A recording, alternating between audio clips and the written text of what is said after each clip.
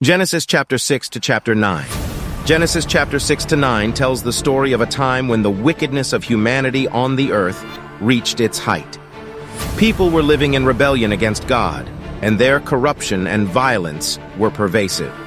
As God looked upon the earth, his heart was filled with sorrow. He regretted creating mankind because they had become so wicked. However, there was one man who found favor in God's sight: Noah. Noah was a righteous man, blameless among his contemporaries. He walked faithfully with God, and God chose him to embark on an extraordinary mission. He instructed Noah to build an ark, a massive boat, because God was going to bring a flood upon the earth to cleanse it of its wickedness. Noah obeyed the Lord's instructions precisely, gathering his family and bringing animals of every kind into the ark. As the construction of the ark progressed, Noah undoubtedly faced ridicule and skepticism from those around him, but he remained faithful, knowing that he was fulfilling God's purpose. When the ark was completed, Noah and his family entered, along with the animals, and God himself closed the door. Then the skies darkened, and rain poured down upon the earth for 40 days and 40 nights. The entire earth was submerged in water, and every living creature outside the ark perished.